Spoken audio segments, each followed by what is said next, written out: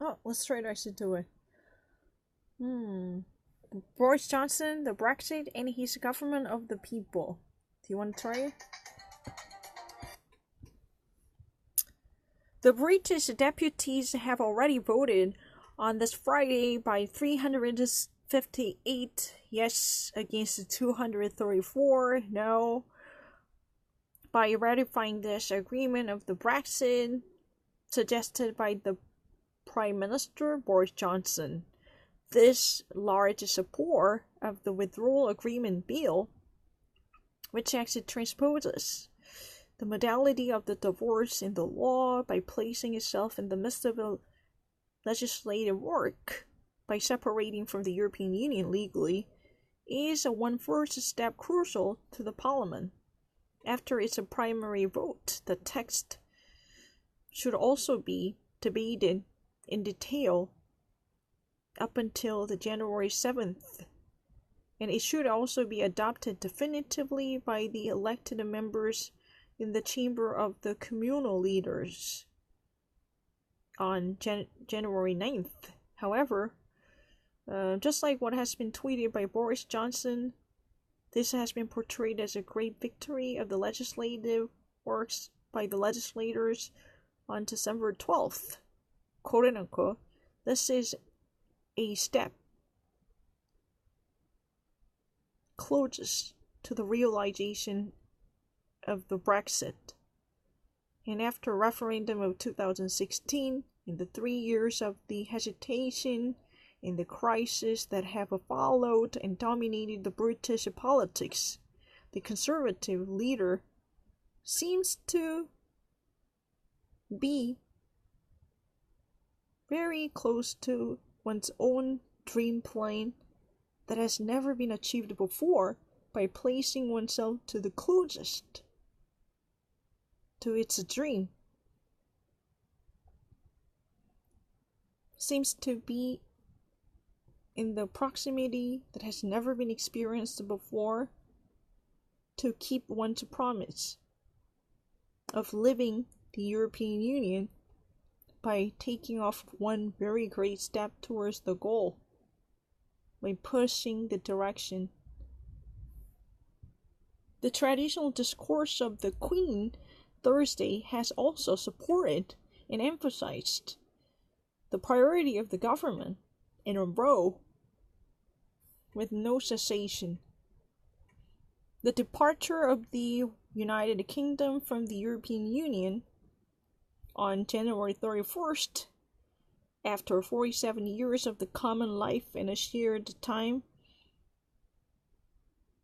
together inside the European Parliament from the very beginning, would actually be ratified by the text in one's return on its course, that it would also establish a relationship in the future with the European Union founded upon and establish it upon the agreement for free trade that actually benefits and profits the United Kingdom in a good and profound relationship with the European Union for free trade, which has been precised and specified by Elizabeth II, the Queen Elizabeth. London and Brussels must actually go through additional negotiation to finish off the deal up until the end of the 2020, and the concerns of a no deal are at this moment somewhat contained to be extinguished. But however, they're there, but not yet to be seriously occupied at this moment. The chief of the opposition party from the Labour Party, Jeremy Corbyn, however, underscores the sacrifice of hundreds of thousands of job places that could actually leave the United Kingdom in the case of the no deal But however, the actual main concerns of the no deal are at this moment somewhat contained. Not necessarily make their comeback to be extended all the time.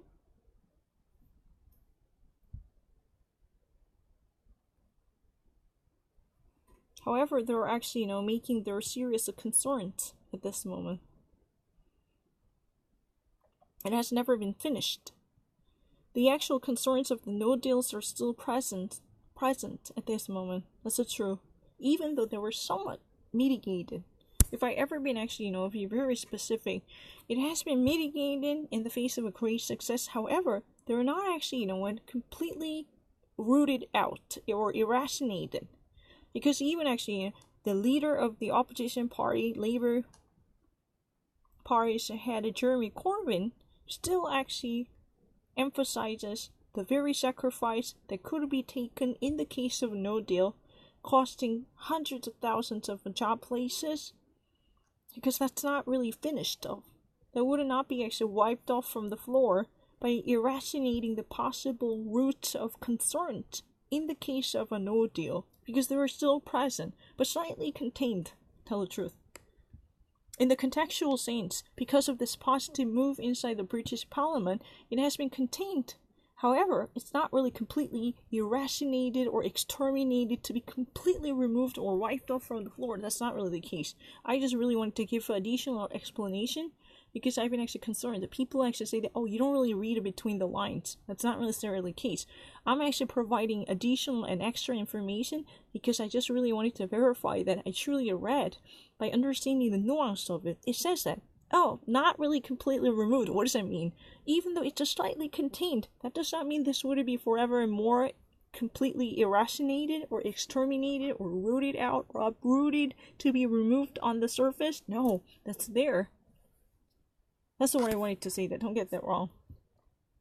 However, Boris Johnson does not hesitate to seek one's vindication, to emphasize the head of the government, of the people, represented by the people, and he actually, does not actually waste his minute to present a program which actually seduces a certain demographic group of electorate voters in certain regions so far, who are voting for the Labour Party.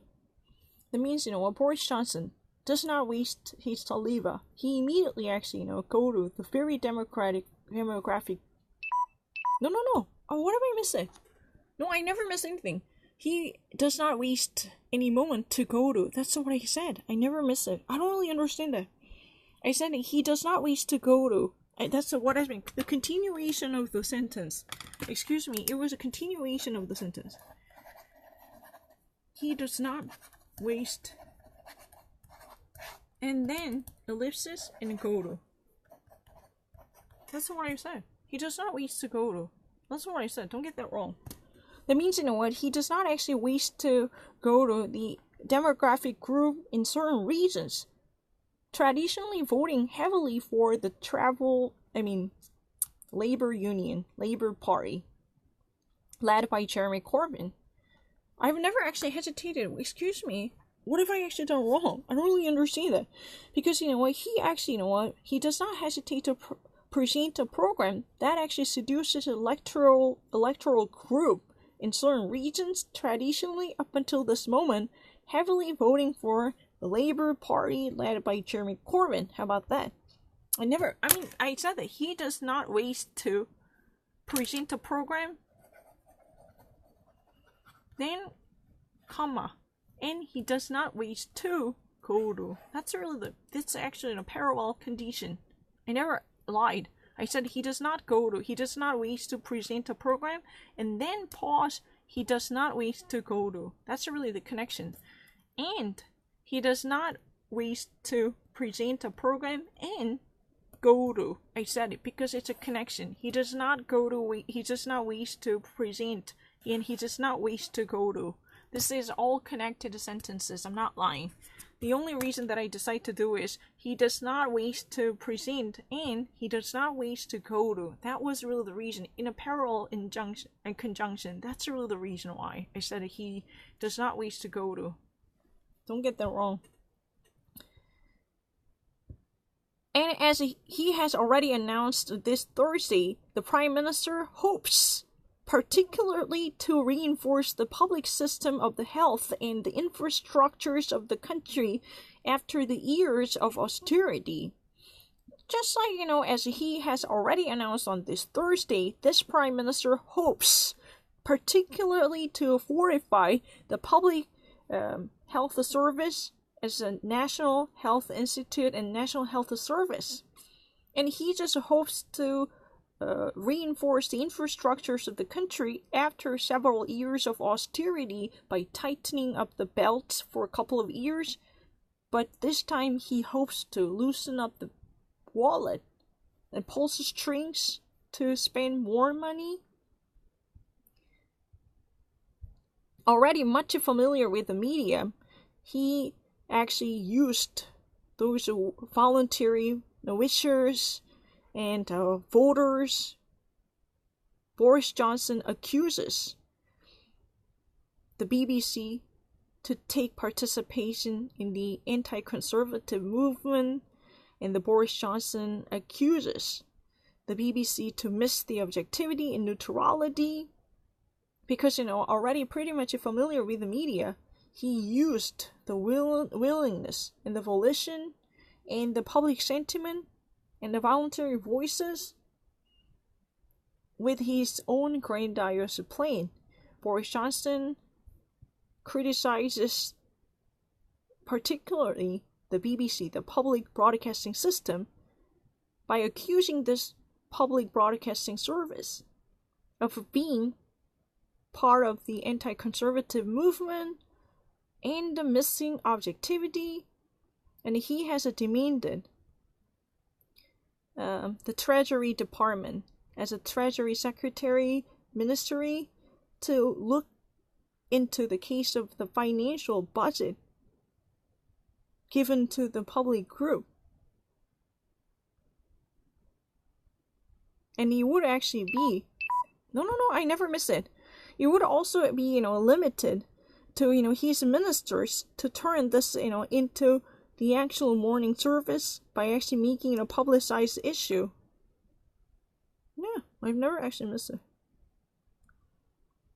That means, it would also be, equally prohibited by actually limiting to those ministers who would actually turn this into the morning news or be broadcast in the system in the morning. And who would actually unite the country after the Brexit? And what could one expect to envision in the new relationship with the proximity between the United Kingdom and the European Union, or the continent, the European continent also? And what should actually be done to guarantee or handle the simple agreement of the free trade? The labor union is going to somehow foresee greater turnaround by securing more voters, by pulling off their success against the Conservative Party gaining its enormous dominance at this moment. I have never missed it. What have I actually done wrong? I don't really understand that. Because it's very easy. He has demanded the Treasury Department to actually look into the financial case of the group using public taxpayers' money to actually keep a close eye on the budgetary organization of the BBC. And it would also be forbidden by prohibiting his ministers to actually turn it into the morning news or making a brouhaha or a big deal out of the issue, by actually taking the issue greater than what could ever be, by actually hushing their mouth, trying not to actually publicize this dispute with the BBC, by actually cracking down on the budgetary issues surrounding the public funds given by the taxpayers' money in the British government.